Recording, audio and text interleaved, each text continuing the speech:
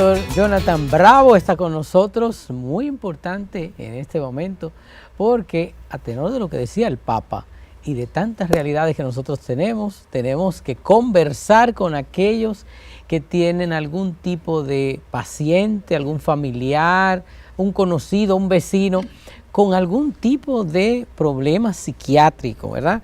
Y que a veces no sabemos qué hacer. De modo que bienvenido a nuestro Domingo Familiar.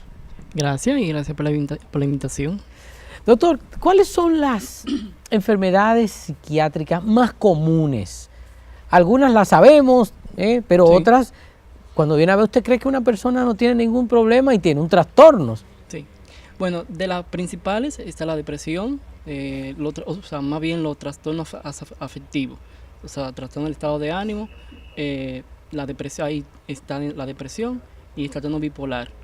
También están los trastornos de ansiedad, que son bastante frecuentes, y ya entra en otro tercer renglón en frecuencia, que serían la psicosis, o sea, esquizofrenia y otro tipo de psicosis. Pero la depresión, los trastornos bipolar y ansiedad son los más frecuentes, también incluir lo que son los uso y abuso de sustancias, o sea, dependencia, por ejemplo, de alcohol, de otras sustancias, por ejemplo, marihuana, cocaína, etcétera. O sea, el cerebro, que es el que va coordinando todo lo que somos, ¿verdad? Todo el cuerpo, de repente tiene los embates de sustancias o algún tipo, porque es una parte del cuerpo, tiene algún tipo de enfermedad, se puede enfermar, el cerebro se puede enfermar y entonces tenemos estas situaciones. Sí. Vamos a dar detalles. ¿Cómo la gente sabe cuándo es algo, cuándo es un trastorno bipolar, cuándo es un tema de depresión? ¿Cómo captar eso? ¿Cuándo es esquizofrenia? Bien. Bueno, para empezar con la depresión, que es la principal causa de discapacidad a nivel mundial. Mira, para detectar casos de depresión, o sea, trastorno depresivo mayor, el familiar puede, o sea, detectar algunos síntomas que el paciente presenta. Por ejemplo, cuando no está durmiendo, se siente triste, no tiene deseo de hacer las cosas que antes disfrutaba hacer, problemas de ansiedad, a veces pensamiento negativo, pensamiento de muerte, de muerte recurrente, o sea, de que se quiere morir, que se quiere... la autoestima entonces baja. Baja autoestima, minusvalía, o sea, todo eso son síntomas que, o sea, que hay que tener, o sea, a poner la atención cuando una persona presenta alguno de esos síntomas. O sea, el familiar tiene que llamarle la atención cualquiera de esos síntomas. ¿Cómo nos damos cuenta de una depresión de cuidado y una persona que está triste porque lo dejaron? O sea, tenía una relación amorosa y lo dejaron. Y entonces, típico en los muchachos de 15 años, 16 años, 17 años, lo botó la novia y entonces no quiere comer, está aislado, sí, ¿verdad? Está triste, ya no le da deseo de hacer nada. ¿Cómo distinguimos lo que es una depresión por una cosa puntual, sí, a una persona que sin haberle hecho nada, de repente está solo, triste, se quiere morir? Bien, la tristeza es un proceso normal en algunas ocasiones. Por ejemplo, cuando se te muere un familiar, tú pasas por un proceso de duelo, o sea, tú te sientes triste, pero eso es normal. Ahora bien, cuando hablamos de depresión, hay un tiempo, o sea, para hablar, o sea, que si esa sintomatología que mencioné anteriormente pasa, por ejemplo, de 1 o 2 semanas, ¿verdad? Y hay disfunción, o sea, la sintomatología es tan significativa clínicamente que produce, o sea, disfunción a nivel social, a nivel laboral y a nivel, por ejemplo, a nivel de la escuela, de la escuela, su vida normal, o sea, en el ámbito académico. Y también en las relaciones interpersonales. Entonces, cuando crea ese tipo de disfunción, entonces sí estamos hablando de depresión. Pero con la sintomatología, o sea, los criterios, que son los que se toman en cuenta, y el tiempo son fundamentales. Sí, vamos a pedirle a nuestros hermanos, familia que están en casa, ahí están nuestros teléfonos. Usted forme parte de este diálogo con el doctor, porque puede ser que en casa haya alguna situación que no sepamos manejar, o de un vecino, de un compañero de trabajo, de un amigo, etcétera, para que puedan llamar y conversar sobre este tema. ¿Cómo tratar en concreto la depresión? Y después pasaremos a lo bipolar. Ok, bien. Lo primero ¿Hay que medicar o no? Sí, hay que medicar. Va a depender del tipo de depresión que sea, ¿verdad? Y de la sintomatología que tenga, porque puede ser que sea una depresión leve. La depresión leve, dependiendo de la sintomatología, depresión leve, moderada y severa. La depresión leve, cuando nos llega a nosotros, por lo general no tiene criterios para la medicación. Se trata con psicoterapia. Bien, si después de ciertas terapias psicológicas no hay mejoría, entonces sí se puede entrar a la parte farmacológica. Ya a la depresión moderada y la depresión severa, pues sí, de inmediato hay que darle tratamiento farmacológico conjuntamente con la terapia psicológica, con la psicoterapia. Tenemos entonces el tema de la bipolaridad. Uh-huh. Lo que he oído es que son personas que en un momento están muy contentos y sin... Lo contrario a la depresión. Lo contrario a la depresión. Sí. Pero que todo mucho, o sea, si en un momento todo determinado... es muy excesivo. Excesivo, está muy contento y de repente un boche, una cosa y cambian... Cambio de humor, muy irritable, en algunos momentos se tornan un poquito violentos, eufórico, o sea, mucha autoestima, grandiosidad, se creen que son el presidente, que son personas importantes. Entonces, eso es la bipolaridad, o sea, esa energía excesiva que hay en esos pacientes. Bueno, ¿eso también tiene que ser medicado? ¿Es terapia? ¿Eso se sana? Es medicado, ¿sí? Cuando, por lo general, cuando nos llega un paciente en un trastorno bipolar, ¿verdad?, en fase maníaca, que es la fase más activa del trastorno bipolar, entonces sí, hay que medicarlo inmediatamente. ¿Eso se controla o se sana? Se controla, igualmente como la diabetes, la artritis, la hipertensión, que son enfermedades crónicas, no se curan, pero sí hay un periodo de remisión de síntomas, o sea, donde el paciente con la farmacoterapia, o sea, el tratamiento farmacológico, psicoterapia, por otro lado, apoyo familiar, puede llegar a tener remisión total de sintomatología y reinsertarse a la sociedad normalmente. Un control, digamos, tener un control total. Estable de la sintomatología. Pero si hay descuido, vuelve atrás. Sí. Si hay una recaída, o sea, que el paciente no se tome la medicación, que tenga, por ejemplo, mucho estrés a nivel laboral, eso puede exacerbar la sintomatología y tener una recaída. Vemos que ustedes, los médicos, si una persona tiene sobrepeso, le ponen una dieta. Si está muy flaco y anémico, le ponen una dieta. ¿Qué dieta se le puede poner que no sea un asunto simplemente de alimentación? ¿Qué ritmo de vida se le puede poner a una persona que o sufre de depresión o tiene problemas de bipolaridad? Mayormente, o sea, un estilo de vida saludable, bien, dieta, ejercicio, como cualquier otro tipo de enfermedad. Por ejemplo, la diabetes y los hipertensos, que tienen que comer sano, saludable, hacer ejercicio. O sea, coger la cosa con calma.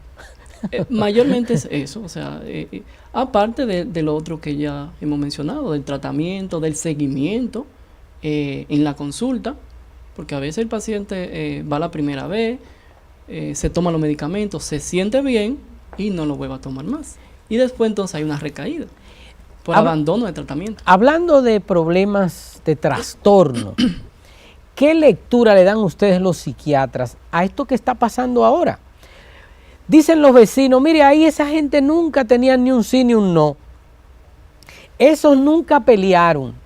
Ahí no se oía ninguna dificultad. Y un día el esposo mató a la esposa, a los hijos y se suicidó. Y todo el mundo dice, eran gente tranquila, un hombre trabajador, serio. ¿Qué pasó ahí? ¿Era verdad eso? ¿O eso venía un poco silencioso y tuvo un detonante? Porque ya estamos llegando a unos niveles de epidemia. Lo más probable en esos casos es que haya un detonante, ¿verdad? Y que el paciente ya tenga, por ejemplo, antecedentes familiares de alguna patología mental.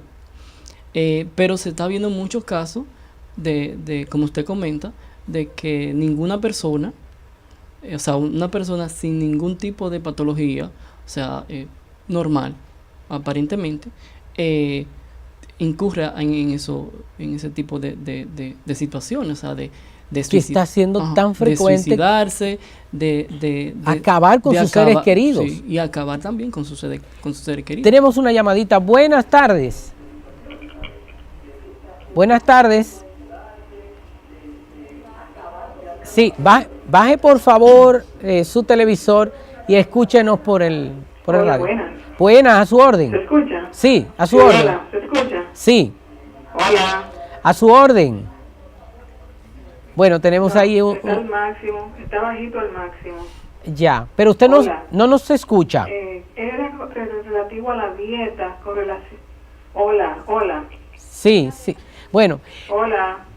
Nosotros le escuchamos, pero parece que de aquí para allá hay alguna situación. No los escucho. Ah, bueno. Por favor, los técnicos... No escucho nada a través del teléfono. Sí, por favor, los técnicos acá, le vamos a dar un tiempecito a ver si nos ajustan. Ok, perfecto. Que usted nos escucha ahora. Perfecto. Entonces, con relación a la dieta...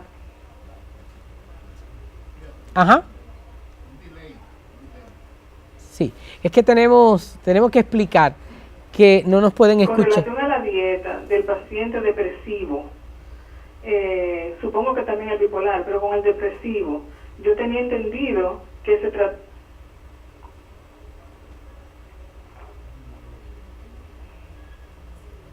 ¿Sí? Que la dieta debe ser con muchas frutas, muchos vegetales, frutas, todo natural, abundante agua, ejercicio y de alguna forma estimular la actividad física. Muy bien. ¿Qué dice, doctor? Sí. Mira, no hay una dieta específica para la patología mental. Como le dije, en general, o sea, un estilo de vida saludable, igualmente como se trata una diabetes, que se manda a comer fruta, baja, por ejemplo, hidratarse, en azúcar, tomar mucha agua, hacer ejercicio, comer saludable, no, o sea, bajo en grasa, en sal. Son las mismas consejos o tips que se utilizan para un paciente con depresión o bipolar, que se le puede dar a cualquier otro tipo de paciente que tenga otra patología. O sea, no es que le vamos a decir, no, que el paciente depresivo no puede comer esto, no puede comer esto, no puede comer esto. Sí puede comer tal cosa, no. Es igual que, por ejemplo, un paciente diabético. Son las mismas recomendaciones que se saludos. Lo que pasa, saludos, buenas tardes, colega, buenas tardes, casi preso, a las órdenes. Soy de los abogados de los bandidos del distrito. Tengo con su permiso, tengo unos papel importante ahí que siempre ando con temor. Tengo mi consultorio, porque también se le llama así a las oficinas de los abogados, ahí en el tercer escalón del Palacio de Justicia, a sus órdenes. Mire, el problema de lo que tiene que ver con la dieta, que es objeto de demanda, porque cuando a un paciente se le dice no coma yaniqueque y uno lo ve desayunándose con 3, entonces uno le da su cocotacito y le dice, después no me diga que no te lo dije, porque así es que va el asunto. Pero usted se encuentra con muchos problemas también allá. ¿Qué hace usted cuando se encuentra con una persona depresiva? Usted lo está asistiendo, pero está depresivo, en el mismo tribunal, ¿cómo usted trata eso? Allá hay una señora que me va a volver loco. Porque esa señora de repente dice y me dice, estoy cansada de ser bipolar. Eso es genial, me fascina. Porque esa señora de repente como que entra y sale. Entonces yo lo que le aconsejo a la gente, tome agua si encuentra. Si encuentra jugo de limón, beba jugo de limón. Si no hay para echarle azúcar, bébaselo así. O sea, no viva mortificándose. No coma con mucha grasa, pero si se la dan con grasa, cómasela, porque ya se la dieron. Bueno, es importante, a propósito de lo que decía también la señora, ¿qué pasa con el sueño? Porque he oído que el sueño es más importante que cualquier cosa en el sentido de que el cerebro necesita un respiro para ese sistema nervioso central volverse como a reiniciar para comenzar las tareas del día siguiente, pero una gente trabaja, problema aquí, problema allá, peleas aquí con los vecinos, o sea, ese cerebro está trabajando 28 horas al día y entonces de alguna manera tiene que explotar. Sí, mira, casi el 90% de las enfermedades mentales comienzan con un síntoma. Y el principal síntoma es alteración del patrón sueño. Insomnio. Eso quiere decir que la calidad del sueño, o sea, el sueño es importante, es como una actividad fisiológica. O sea, es algo que la persona cuando no descansa bien, no tiene un sueño reparador, no tiene un sueño estable, al otro día se siente cansado. Y anda como zombie. Irritado.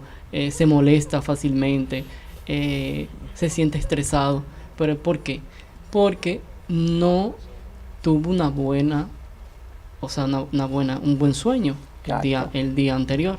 Y que los tiempos son tan cambiantes, usted, doctor, y usted, padre. Porque, por ejemplo, yo recuerdo en mis años de adolescencia, ¿verdad? Que a mí había que decirme, muchacho, aquí es que tú vives, siéntate un rato. Ven, léete algo, hazte algo, mire, eso trate.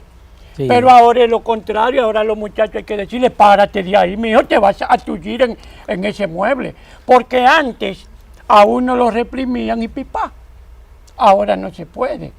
Porque hay muchachos que le duele más que le apaguen el wifi a que le den un correazo.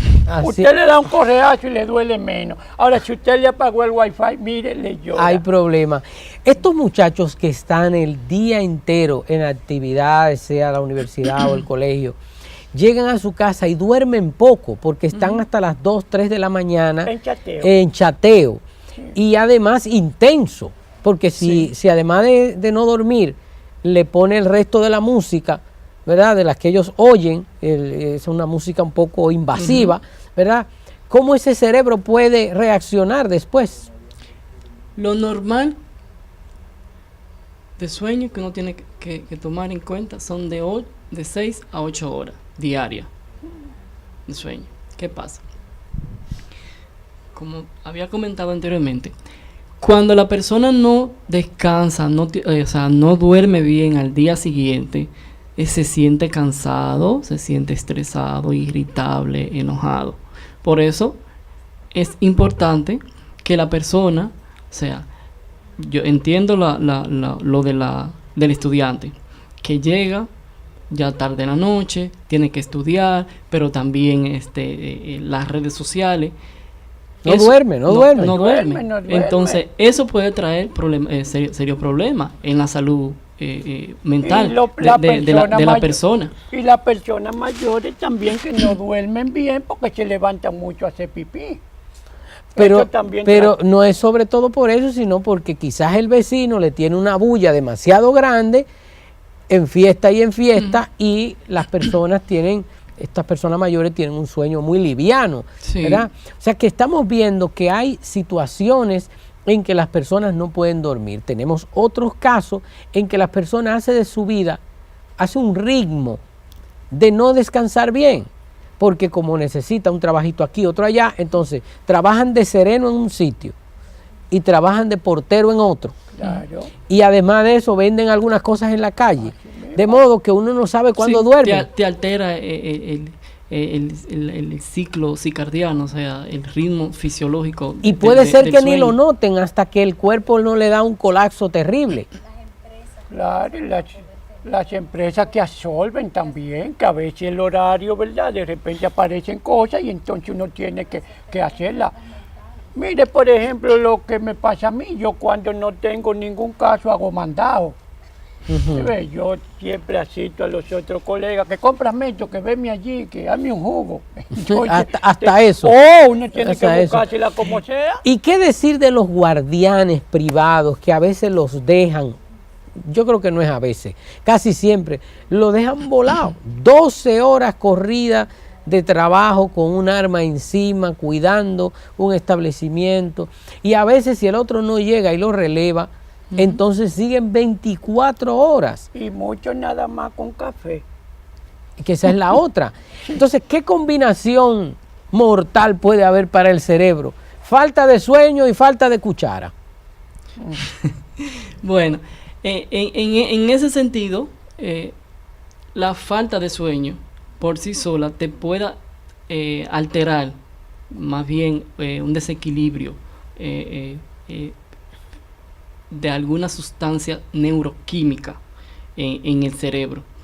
Entonces, como usted mencionó ahorita, lo de las redes sociales, hay estudios que han vinculado el uso de las redes sociales, o sea, de la persona que se acuestan tarde usando el celular, que eso le altera el ritmo circadiano por una sustancia que se llama melatonina, porque entonces el cerebro cree que es de día, o sea, por la iluminación de la tablet, De la pantalla, de la que pantalla va. del computador. Engaña el cerebro Ajá. y se acostumbra a eso. Entonces, eso crea una disregulación a nivel cerebral. Tenemos una llamadita. Buenas. Buenas tardes. A la orden. Bueno, tenemos dificultad ahí con el Doctor, y teléfono. esta pareja que ahora se da el caso, yo no sé si usted sabe que empezó la pelota. Entonces de repente, por ejemplo, hay señoras que son del Licey, Ajá. entonces el marido es de las Águilas y se dan cuerda entre sí. Eso lleva, no sé si en el caso suyo, pero yo conozco casos muy cercanos que me tocan muy de cerca. Como en su casa. Es que la comida es tirada y cuando uno aprueba siempre hay algo salado, porque la señora se quilla. ¿Cómo podemos Yo creo que resolver? su señora está llamando. Sí, Tengo una llamadita. Buenas. Aló. Buenas tardes. Bueno, tenemos un delay ahí todavía complicado. Doctor, ¿qué podemos hacer con toda esta dificultad? Porque ¿en qué hogar no tenemos un adolescente o alguien que tiene prácticamente una adicción ya a las redes sociales, a los teléfonos, al internet, que ya no pueden estar, incluso chocan con paredes, Sí. Y una serie de cosas? Hay personas que le da crisis de ansiedad, crisis de pánico cuando se le está tienen el nivel bajo de batería en el celular, o por ejemplo se le queda el celular en casa. Ay. Entran en una crisis de ansiedad porque están creando una dependencia de las redes, o sea, del Mire, dispositivo doctor, del cuando celular. uno hace así, uno no siente ese aparato, le entra un frío. Sí, creo que sí tenemos la llamadita. Buenas. Buenas tardes. Bueno, tenemos un problemita aquí de comunicación. Bueno, ¿qué hacer? ¿Qué herramienta le damos a los padres para que tomen conciencia del grave problema que está en casa? Porque buenas. Doctor, y a usted padre que lo estoy viendo por televisión. Ah, buena bendición. ¿Y quién nos habla? ¿Aló? Sí, ¿su nombre cuál es? Bueno, tenemos ahí un tema con eso. Bueno, saludo para usted, doctor. Gracias. Bueno, ¿qué mensaje le damos a los padres? ¿Qué herramientas pueden utilizar los padres para concientizar a los hijos sobre este grave problema? Por ejemplo, eso, que de tanto usar la tablet, el celular, el cerebro ya se acostumbra y cree que es de día y da todas las órdenes Sí. de no descansar porque es de día. ¿Qué hacer con ellos? Bueno, lo primero es la comunicación con los adolescentes, que son principalmente los que dan un poquito más de problemas. Hablar con ellos, hacer hincapié en la importancia de la comunicación en la familia, porque ¿qué se da en una familia donde hay no solamente adolescentes, sino adultos también? Por ejemplo, están reunidos en el almuerzo, o una reunión familiar, todo el mundo está con el celular en la mano. Y le tiran fotos a la comida. Todo el Eso mundo está mortifica con uno. el celular en la mano. O sea, se está perdiendo la comunicación. O sea, se está llegando a una dependencia de la tecnología. O sea, la tecnología es buena, pero en exceso, pues, es dañina. Entonces, lo primordial es que los padres no sean tan permisivos, porque ahora vemos que niños de 8 y 10 años, 12 años, ya tienen iPhone, tienen tablet. Entonces, ser un poquito más controlado con los dispositivos. Y darle el uso debido para lo que se hicieron las cosas. Porque fíjese, por ejemplo, un caso que me pasó a mí. Yo trabajaba en un bufete de abogados. Entonces, yo no le hacía caso a la computadora. Y un día fui donde el jefe pidiéndole un aumento. Y me dijo, pero usted no está revisando su correo. Digo, bueno, tengo verdaderamente día. Usted me mandó algo. Y dice, sí, la cancelación. Ahí está. Tengo una llamadita, buenas. Hello. Sí, buenas tardes. Buenas tardes. Bendiciones. ¿De dónde nos habla? De aquí de la capital. Qué bueno. Sí, un saludo al padre Ruiz Gracias. y al doctor y al comediante, que no sé su nombre. Vaya, Gracias. casi preso. Me gustaría saber qué puede hacer una persona que ha perdido el hábito de dormir por lo menos 6 horas, porque yo tengo un problema ya hace más de un año, que duermo 4 horas o 4 horas y media. Sí, cómo no. ¿Qué puede hacer ella? Bueno, lo primero es higiene de sueño. ¿Y eso cómo se come? Bueno, Oh, pero esas muchacho. son ciertas herramientas que se toman en cuenta o se le dan a la persona para tener una buena calidad del sueño. Dentro de ella está lo principal, dormir de 6 a 8 horas diarias, ¿verdad? Una de ellas sería también tener un horario regular todos los días de irse a dormir. Porque a veces la persona se acuesta a las 10 de la noche, otro día se acuesta a las 12, otro día se acuesta a las 1. O sea, no tiene un horario regular. O no se acuesta porque no tiene sueño. Claro. Entonces, hay que hacer un hábito de, por ejemplo, irse a las 10 de la noche. Aunque el juego esté empatado. Porque es un problema. Bueno, mira, en el caso de ella creo que sí que Y es algunos importante. también, ajá. Entonces, higiene del sueño, el horario, también la iluminación. Mira, Apagar las luces. eso de tener la televisión, algún dispositivo encendido en la habitación. en la habitación, alguna luz tenue o cualquier otro tipo de dispositivo, no es recomendable porque eso puede alterar el sueño. La iluminación de que esté todo bien, que no entre ruido, eso también ayuda a la persona A dormir. a dormir y a descansar. Bueno, muy importante. Algunas personas, bueno, como no le da el sueño, estoy esperando que me dé sueño para irme a acostar.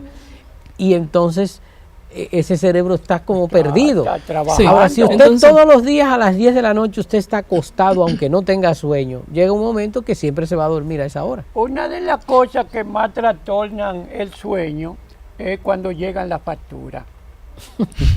Entonces, lo que yo considero es que se deben pagar temprano antes de acostarse, porque usted con el pendiente de que mañana o pago o me cortan la tarjeta, no, uno no consigue el sueño bien.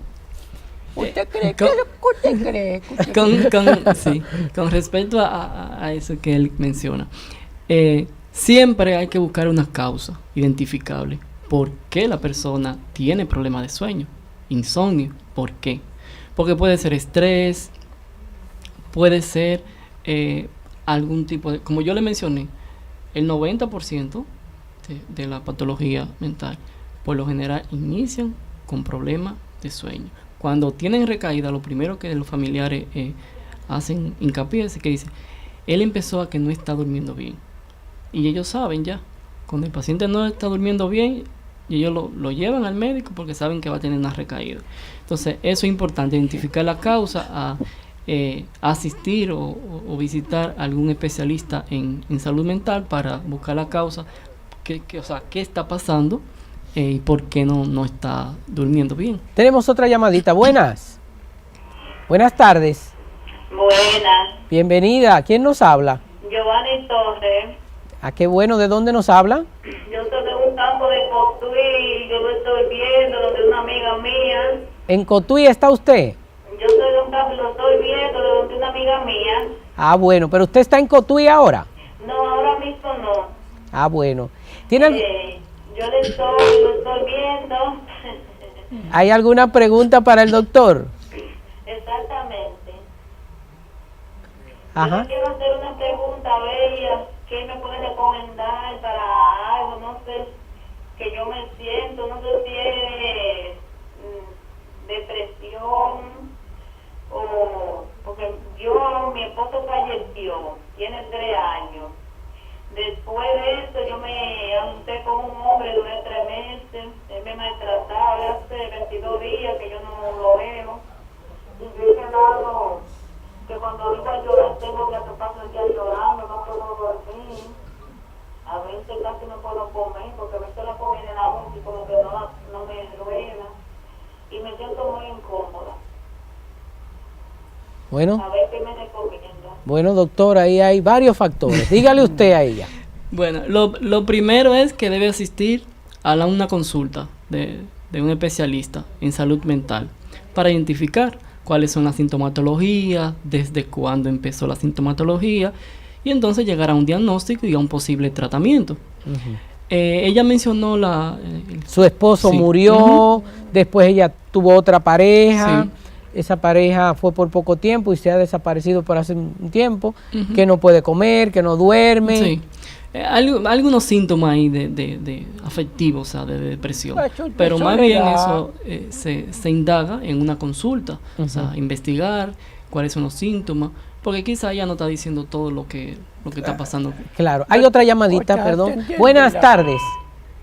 Sí, buena. ¿De dónde nos habla? Le habla Stephanie Abreu, de Los Alcarrizos. De Los Alcarrizos, a la orden. Quería hacerle una preguntita al doctor para saber si la depresión provoca insomnio o viceversa. Sí, como no, ahí está la pregunta. Sí. Uno de los síntomas... ¿Qué viceversa, doctor? Que puede, o sea, tanto la depresión si lleva a insomnio o el insomnio lleva a depresión. Caramba, o sea, yo no tenía para qué, eso es bueno para uno en el juicio. Bueno, uno de los síntomas dentro de los criterios es la alteración del patrón sueño, el insomnio. O sea, uno de los criterios que se toman en cuenta para hacer el diagnóstico de depresión. ¿Cómo una persona sabe? Pero pueden coexistir las dos. ¿Cómo una persona sabe si es una depresión severa o es una cosa que se le va a pasar? Va a depender de la sintomatología. Por ejemplo, aquellos pacientes que tienen pensamientos negativos, de muerte, que no quieren vivir. Quieren atentar contra su vida. Que ven muchas películas de miedo, de esas que dan miedo. Porque los pacientes también depresivos se psicotizan, o sea, hacen episodios de psicosis, o sea, que de delirio, o sea, que lo están persiguiendo, que le quieren hacer daño, que ven cosas raras, o sea, se llaman alteraciones visuales, alteraciones perceptivas, tipo alucinaciones visuales, que escuchan voces. Hay muchas de esas sintomatologías, en caso de que escuchan voces, las voces le dicen que se quite la vida, que no vale nada, que no tiene sentido vivir. Le dicen muchísimas cosas. Entonces, en eso, cuando los pacientes están en una depresión con sintomatología psicótica, lo que acabo de mencionar, entonces una depresión severa y que tenga pensamiento de muerte, que se quiera... Tenemos otra llamadita. Buenas. Buenas, doctor. Doctor, buenas. Una persona que sufre de tiroides puede dar un infarto. Si sufre de tiroides, que si le puede dar un infarto. Bueno, no sé si la pregunta va dirigida pero mira, lo que sí tengo para decirte, y después te voy a responder lo de la pregunta inicial. Los pacientes que tienen problemas de tiroides, por lo general, un porcentaje bastante alto, hacen problemas psiquiátricos, de depresión, de ansiedad, de bipolaridad. Pero respondiendo entonces a la pregunta de si puede tener infarto, va a depender del estilo de vida que tú tengas, de otras comorbilidades que tengas, por ejemplo, si hipertenso, la edad, antecedentes familiares, entre otras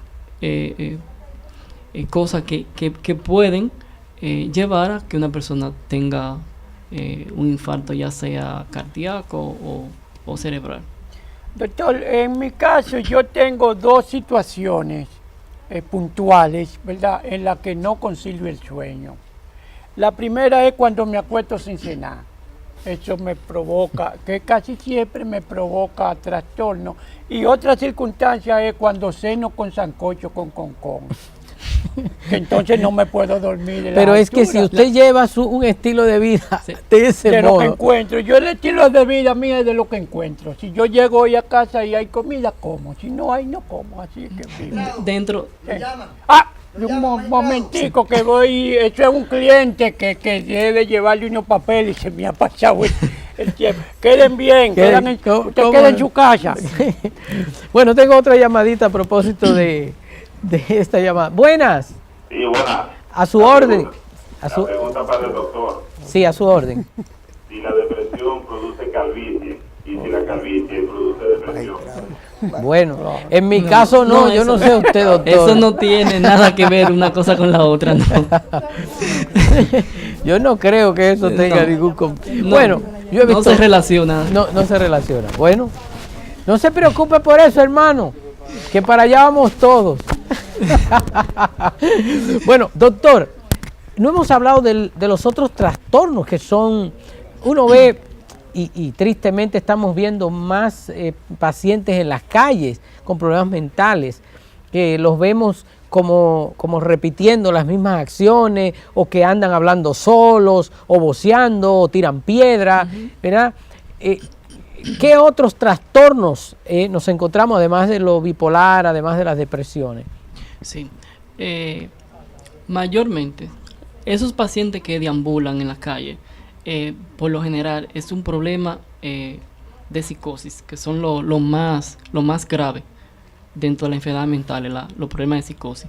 Esquizofrenia es uno de los diagnósticos así como más temibles, o sea, de cuando a una persona le dicen que tiene esquizofrenia, porque la esquizofrenia, yo mencioné algunos de los síntomas que pueden aparecer en la esquizofrenia: las alucinaciones visuales, la auditiva, problemas de conducta, bueno, que llevan a la persona a tener un estilo de vida como desorganizado, vamos a decirlo así. Entonces, aparte de la esquizofrenia, hay otros trastornos en salud mental: trastorno obsesivo compulsivo, los trastornos de ansiedad, trastorno por estrés postraumático, trastorno de pánico, o sea, hay un sinnúmero de patologías mental. Vamos a definir un poco, pero tenemos otra llamada. Buenas tardes. Sí. A su orden. Sí, mi nombre es Ana García, de aquí del Sancho Sam. Yo quería hacer una pregunta al doctor. Adelante. Yo le quiero preguntar a él que yo me levanto como 3 veces en la noche a hacer pipí. Yo soy diabética, pero me da trabajo para dormirme después. Bueno, en un instante, ahí está la pregunta. Sí, los problemas de sueño son bastante frecuentes en los pacientes diabéticos. Eso es un tipo de insomnio. Hay un tipo de insomnio que es cuando a la persona le cuesta quedarse dormido, ¿verdad? Y eso es insomnio inicial.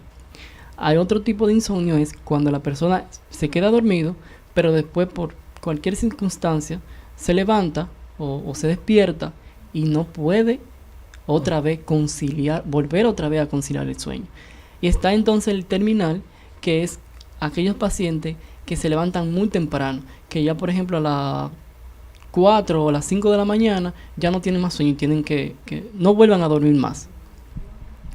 Pero sí es muy frecuente los problemas de sueño en esta población, ya sea por la medicación, ya sea que se levantan mucho en la noche para orinar. Bueno, ¿el café influye? Sí, el café, sí, influye bastante. Incluso dentro de las recomendaciones para tratar el insomnio, dentro de la higiene de sueño está, o sea, no comer comida muy copiosa, grasa, antes de ir a dormir. No tomar, por ejemplo, café, otra sustancia, por ejemplo, alcohol, porque eso te altera el ritmo, te altera lo que es el patrón del sueño. Bueno, doctor, muchísimas gracias. Hay muchos elementos que luego vamos a abordar de nuevo, doctor Jonathan. Y qué bueno que podemos hablar estos temas porque son temas de la familia. Claro que sí. Para tratar bien a las personas, porque estén enfermas no hay por qué maltratarlos, no hay por qué encadenarlos, no hay por qué encerrarlos, no hay por qué decirle cosas o discriminarlos. Son seres humanos enfermos que le tocó que es el cerebro y otros tienen enfermedad en una pierna o cardíaco. Uno de los órganos más importantes. Exacto. Ahí está. Bueno, gracias, doctor. Y nosotros continuamos con este domingo familiar porque aquí siguen muchas cosas interesantes en esta tarde.